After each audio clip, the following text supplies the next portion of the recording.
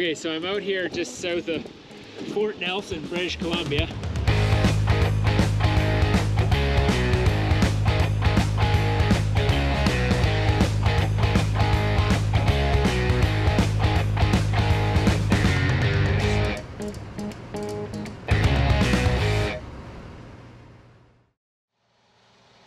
Today we are going into the northern Rocky Mountains. There was nothing overly challenging about this flight. However, it was over 200 nautical miles away from home base. There was a broken layer that started at about 6,000 feet above the sea that became scattered and then few as I approached the destination. Something that I feel you need to be good at in the mountains is the ability to interpret the elevation on your VNC and then be able to identify possible ways around weather and clouds on the fly. No pun intended. It's not really quite that important if you know the area very well. But the ability to quickly look at the VNC and note the elevation and valleys in an unfamiliar area was a good skill to have, especially in poor weather or low ceilings. The more mountain flying you do, the better you get at it. I did my private pilot license in Manitoba and did my commercial pilot license in southern Ontario. So picking my way through mountain valleys in poor weather wasn't something I had any practice at.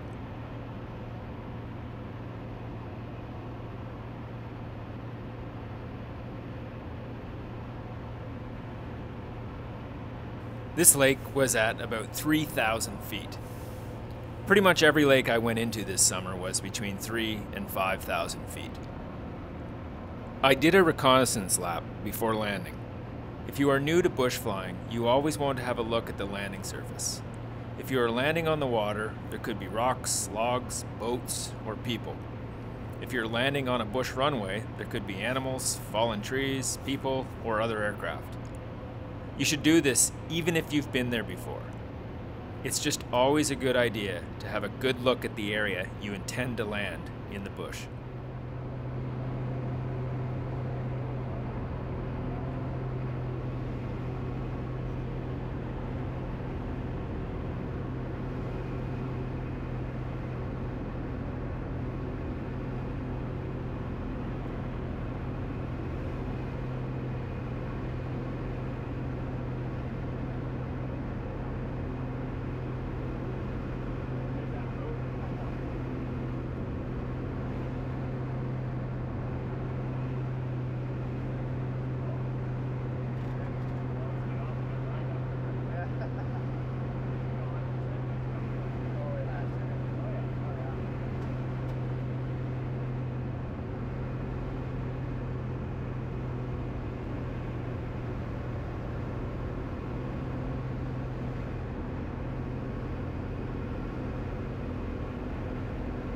Good footage, eh? Oh, buddy.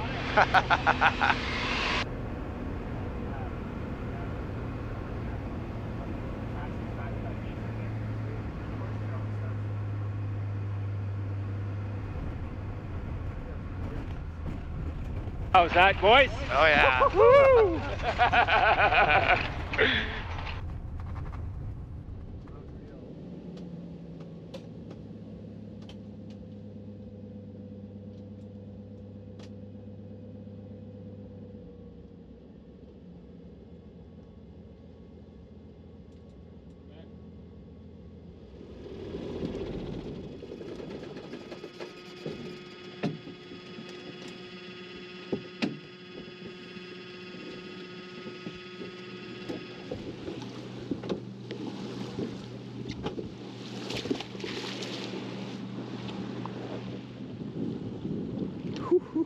Unreal. So I'm out here somewhere southwest of Fort Nelson, British Columbia. And first time I've been into this lake. What a terrible spot. But holy moly, look at this.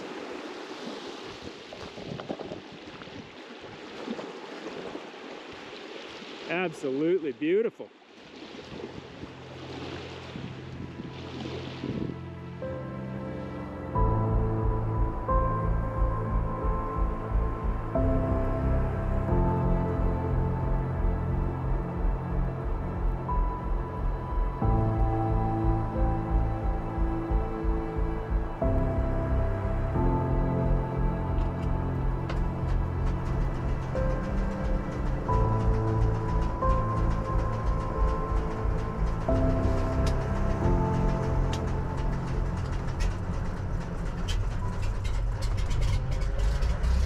It took me a little while to figure out the best way to start the 185 when it was hot.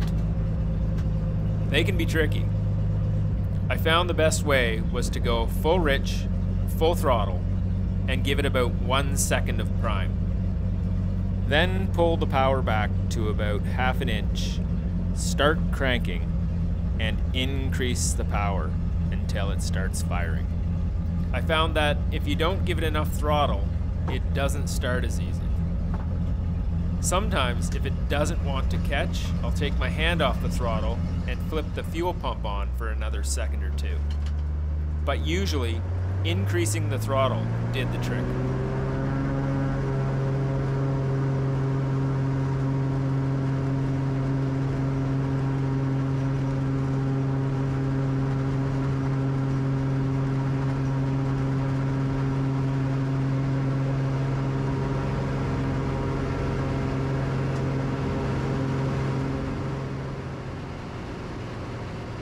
We can find for beaches and stuff here. Oh, there's a good beach right there. Nice one. Great spot to come camping. I had to do a little reconnaissance on the way out, as I thought I was going to be coming back in. I just wanted to make sure I knew where any rocks or shallow areas were, as well as good places to beach the float plane.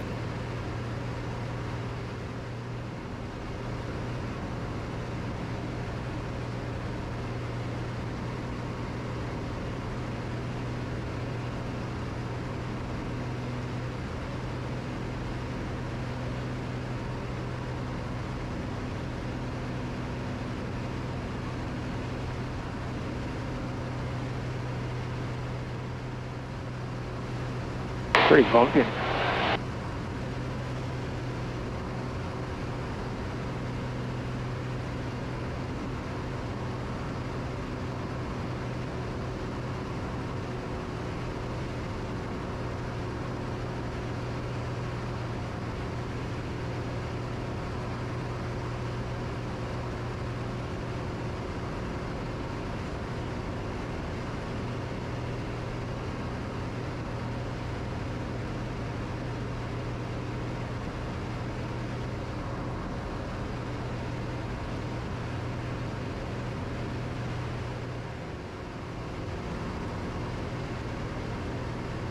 Oh, there's the fires. Holy moly. Look at that, eh? Fresh fire, fresh burn right there.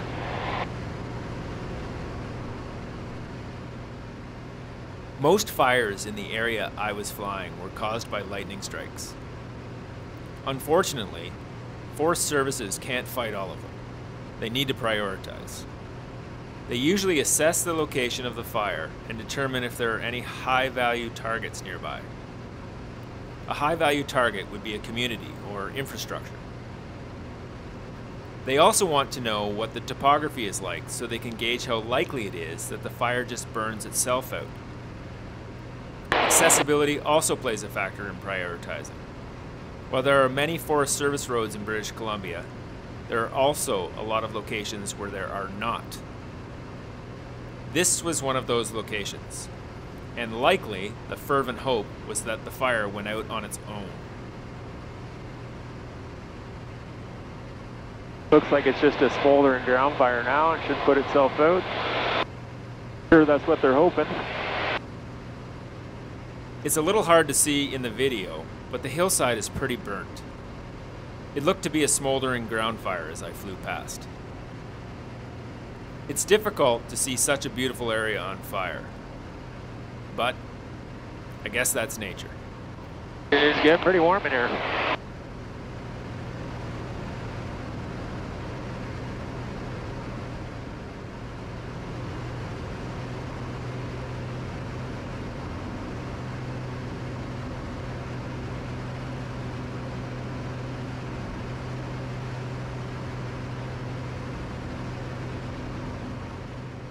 Canada is rich with renewable and non-renewable natural resources. As a bush pilot, we are usually servicing the industries that utilize these resources. As a float plane bush pilot in the north, you can expect to service the tourism industry. This would include hunting and fishing, canoe and hiking trips, as well as sightseeing trips. Bush pilots also sometimes service the exploration and forest industries. This might include transportation of tree planters to remote planting areas, or possibly conducting forest health surveys. There is quite a wide variety of flying you would do as a bush pilot.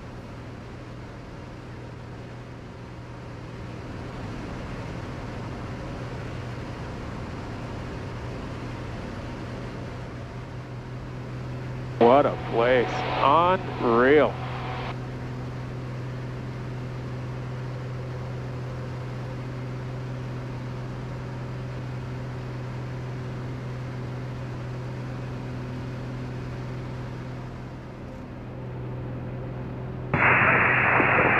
Hey, get Mount Lloyd South, that's Uniform Delta Kilo. What's your position? We're just at your 6 o'clock right now, sir. 7,600 feet climbing, and we're southwest bound towards Smithers. Okay, sounds good. I don't have you inside. Glad you see me. There aren't very many planes flying around below 10,000 feet up here, so I think he was a little surprised to hear from me. It was a single otter as I watched him fly past a few thousand feet above.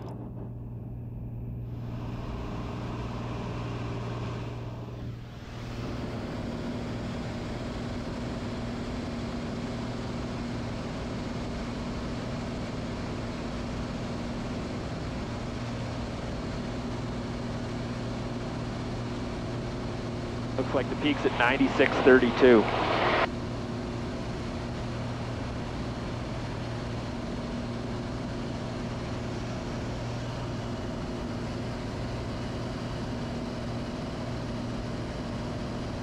Big piece of ice still up there.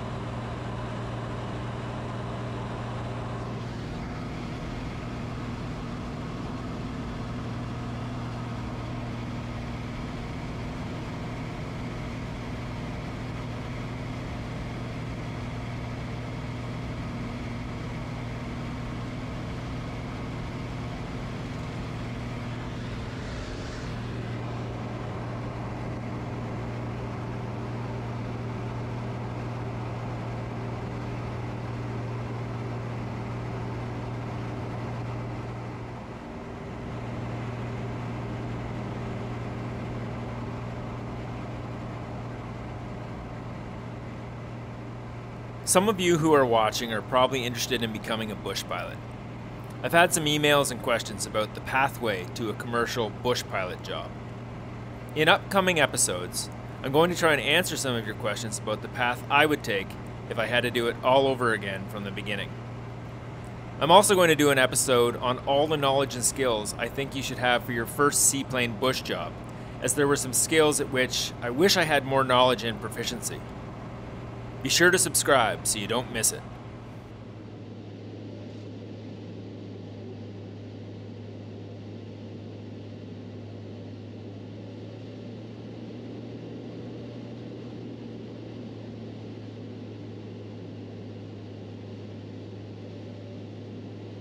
It's Movember. Fellas, I hope you're growing a mo. If you, or anyone you know, is going through or has gone through testicular cancer, don't hesitate to reach out.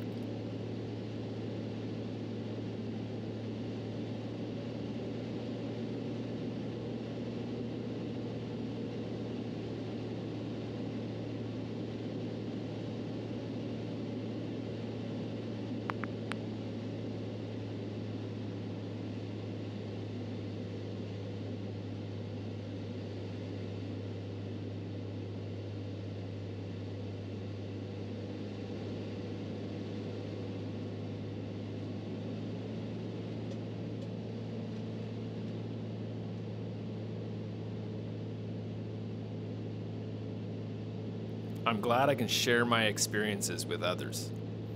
If you enjoy the content, please be sure to like each video and subscribe to the channel. This will help me to continue to create content. You can also help by sharing one of my videos or shorts with someone you think might also enjoy the content. Thanks again for watching.